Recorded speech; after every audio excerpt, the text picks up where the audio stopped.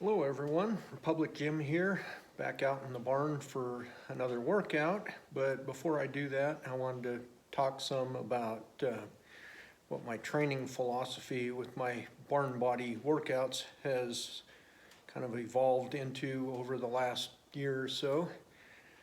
I mentioned in a recent video that my training, I was focusing more on fitness for preparedness, and just wanted to go into that in a little more detail.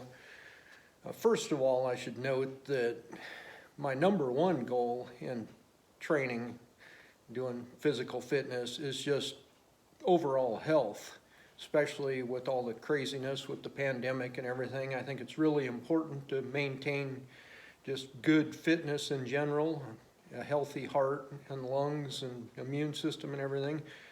And consistent physical exercise is a big part of that. But that aside, as far as the preparedness aspect, I try to, as part of my preparedness planning, to sort of anticipate what the possible scenarios would be, what emergencies or disasters could happen that are most likely, and try to be prepared for that and work on my physical fitness to make it so that I'm better able to respond to those scenarios. So basically, the simple answer on that is I want to be stronger, have better endurance, have good jumping capabilities, be able to carry weight, and so on. So just in general, I do some low rep lifting with some of the basic lifts and such with barbell and trap bar and stuff. So in a way, I somewhat train like power lifters some of the time, but with the difference that I'm not training to compete. I don't really care what my 1 rep max is, as long as I'm strong enough that I know that I can lift a decent amount. I'll never be a competitive power lifter. I'm nowhere close to as strong as they are. But I focus more on like my 3 rep to 5 rep max, trying to build that up to where I can lift something fairly heavy multiple times, because I think in real world disaster situations, that's probably a little more important than just one all-out effort. And also I do more overhead pressing than bench pressing, because I think there aren't too many scenarios where I would be on my back trying to push something up. It could happen, and I do some bench press training, but most real world situations, it's far more likely that you'll have to lift something overhead. So I tend to do that more often than laying on my back. And I use a trap bar just about as often as I do a barbell for doing deadlifts and such, and various other implements, just because odds are in a preparedness scenario, you're not going to have the option of lifting a convenient barbell. And it's a great tool for improving strength, but it's not the only one, so I don't focus on that like I would if I was going to be competing in powerlifting. Then I also train a fair amount with higher reps, which is more like your traditional bodybuilding type workout. But again, the distinction there is my purpose on that. I'm not worried about hypertrophy. I'm happy enough with the level of muscularity I have now. I don't feel like trying to add a bunch more muscle bulk, because really a lot of the things I want to do involves moving and like body weight type movements and such, and if I put on too much bulk, then that actually makes that more difficult. And of course, I have no illusions of ever competing in bodybuilding or anything. So, you know, when I'm doing those higher reps, it's all about the conditioning, the muscle endurance and work capability, and not at all focused on trying to build up the muscles. And as such, I don't tend to do a whole lot of isolation work. I don't care about, you know, bringing up those lagging muscle groups or anything like that. Symmetry is not a concern. What I'm trying to do is like whole body type lifts, big compound movements, and you know, just things that would be practical in a real world disaster scenario or whatever, and getting all of the muscles working together. So, you know, doing a whole lot of high rep bicep curls is not real useful in the real world. You know, if I'm not concerned about building my biceps up to their maximum, you know, I'm not doing it for the so-called gains.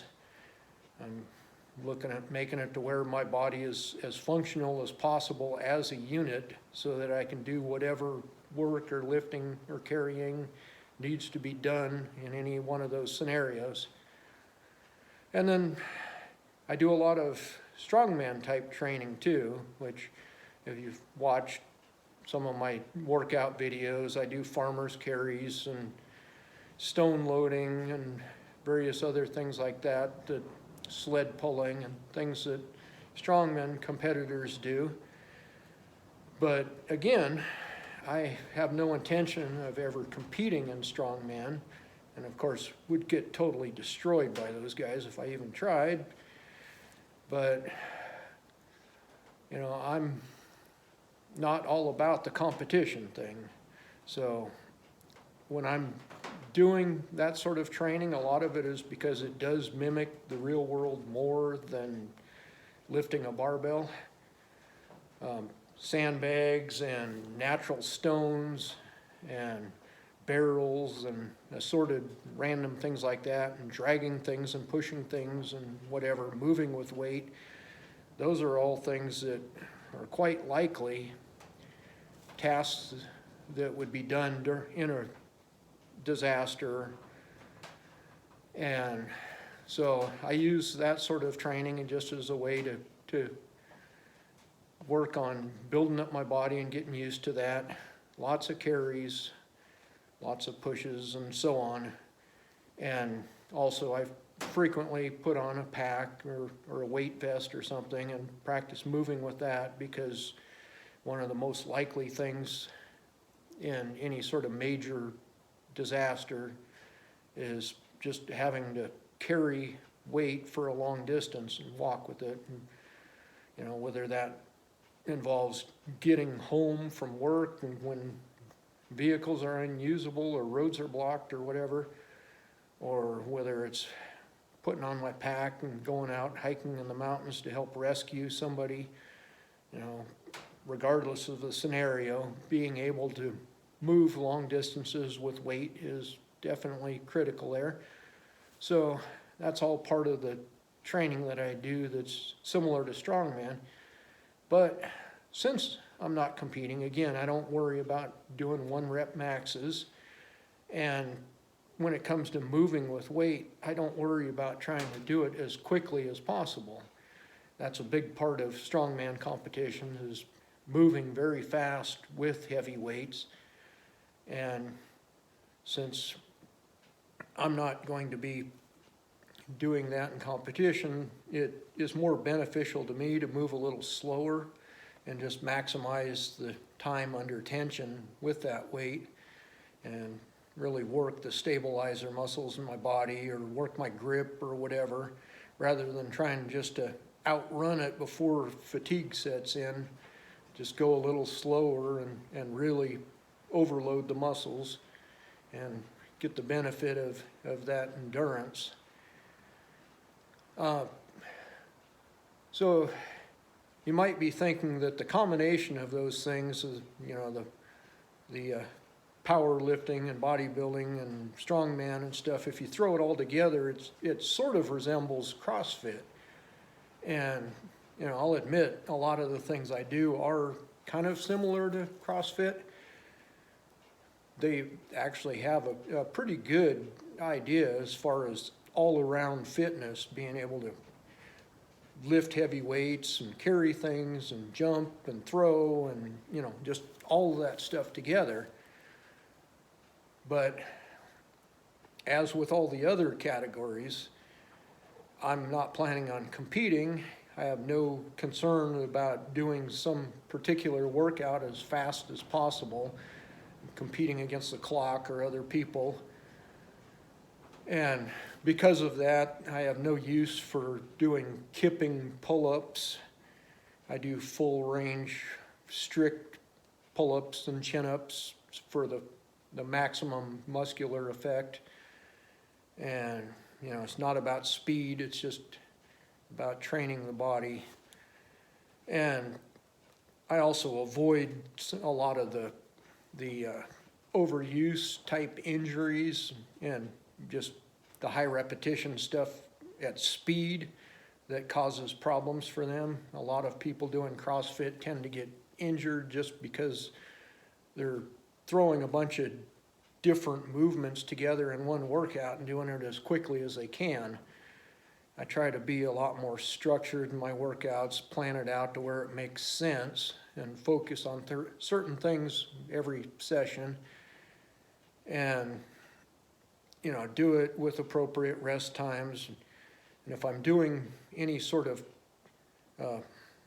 jumping or throwing or anything that involves explosive movements, I do that at the beginning of my workout when I'm still fresh, and I don't do it for high reps. I focus on just maximum explosiveness as much as this old slow twitch body will manage, but just do it for low reps with rest in between and just work on it for that particular purpose. I'm not going to be doing high volume box jumps or anything like that where there's a risk of getting injured just by doing silly stuff. You know, since I'm not competing in that, I have no desire to do any sort of high rep explosive stuff. I think it's just dangerous. I really can't afford to get any serious injuries, and I need to be smart in my training. Since I am 55, it takes a little longer to recover from injuries now than it did when I was young. So, you know, I just try to be smart about my training, do it consistently, put all those elements together, and just work on improving my health. I am starting to do more cardio, long, slow distance, and that sort of thing on some of my off days or at the ends of my workouts also, just because I want to improve my overall endurance and my heart and lung capacity and just work on that long-term health. But I'm also trying to minimize the pounding on my joints, so I don't do too much distance running. You know, it's more a fair amount of on bicycle and cross-country ski machine and walking, and just a combination of those, working on improving that overall health and fitness. And then one other thing that I want to mention is, as far as any kind of aids for working out, you know, for the most part, I avoid all of those. If you watch many of my workout videos, you'll see that I never use a weight belt. And while I do have lifting straps, I almost never use them, other than like if I'm really going heavy on something and want to get more reps in, and my grip is the limiting factor. And I have chalk, which I use occasionally, but also rarely. And I don't use lifting shoes. You know, most of the time I'm barefoot, or I'll wear minimalist shoes. Or if I'm working out outside, sometimes I have to wear boots just for traction. But in general, I don't tend to use any sort of specific workout equipment like that. My reasoning with the belt is, well, my reasoning pretty much for all of it is just because, as with a focus on preparedness in the real world, if I need to lift or carry or do anything like that, it's going to be in a situation where it's less than ideal conditions. And I'm not going to have the luxury of getting any of those items to assist. You know, if I need to lift a very heavy object, or if I have to pick stuff up and carry it, yes, I could do more if I had a lifting belt. You know, and of course I could get more on my maximum lifts in the gym. But the thing of it is, you know, in an emergency, you don't have the option of saying, hold on a sec, let me get my belt put on. You know, so what I do is I focus on just breathing and bracing with just my natural body and getting used to doing maximum effort like that without any sort of assistance from a belt. And I think overall it transfers much better to the real world where, you know, who knows what I might need to do, but I know that if I can pick it up, then, you know, my stabilizer muscles are capable of handling the pressure because I do it on a regular basis in the gym without the belt. And then as far as straps or chalk, you know, same sort of situation. You know, out there in a normal everyday scenario, they're not available. So, you know, sometimes if I'm doing like high rep bent over rows or heavy deadlifts or something, and I want to get a certain amount of reps, my grip will give out before I manage that. So I'll occasionally use that assistance. But in general, I want to know that whatever I'm picking up, I can do it barehanded without any assistance. So, you know, if I'm strong enough to lift it, I can hold on to it. And that, I think, is far more valuable just for the situations I could face in an emergency. You know, the chalk, yeah, I put it on occasionally, like if I'm doing a farmer's carries for distance or like rope climbing and I'm having a hard time, I want to get a certain amount of reps in again. You know, my grip's giving out, you know, I get it just a little bit of extra assistance from the chalk, and then that allows me to work those other muscles more. But for the most part, I figure, well, I could use dust out in the field, just enough to dry off my hands a bit and get a somewhat similar effect. But in general, I want to be able to grab hold of something and hold on well enough to hoist myself up or drag it or whatever needs to be done. So, you know, chalk is another one of those aids that I use just rarely for certain situations. And then as far as lifting shoes, I find that working out barefoot most of the time has really improved my mobility and forced me to be able to do full range of motion, squats and deadlifts and that sort of thing while keeping my feet flat. I don't need that advantage of having my heels raised to get the extra range of motion. I've really worked hard at building up the mobility to where I can do that just fine. And it really strengthened my feet too. And I've also been experimenting some with barefoot running and getting more comfortable with that. And I figure just real world scenarios again, I'm either going to be in regular shoes or possibly boots if I'm out hiking around in the woods. Or, you know, worst case, something happens, I am caught without any shoes. Well, I know that whether barefoot or minimalist shoes or whatever, I can do what I need to do, and I'm not going to be limited by footwear and saying, oh, I need to go get my lifting shoes on. You know, I'd rather just focus on being able to do whatever I have to with what I have available. And, you know, for instance, if I'm wearing dress shoes and they're not appropriate for what I need to do, you know, worst case, take the shoes off. I know that I'm perfectly capable of doing things barefoot, even if it's cold or the ground is rocky or whatever. I've done enough barefoot work that I can just soldier through regardless. So that's kind of the reasoning behind my lack of training aids, just doing everything really minimalist and without anything to try and boost my lifting or anything. So I know some of the weights I'm lifting are not terribly impressive at all. Well, actually all of them are not terribly impressive for anybody that has lifted for any amount of time. But the fact is that whatever I'm doing in the gym here, I can go out anywhere, pretty much any time, and do the same thing without any sort of special equipment or anything.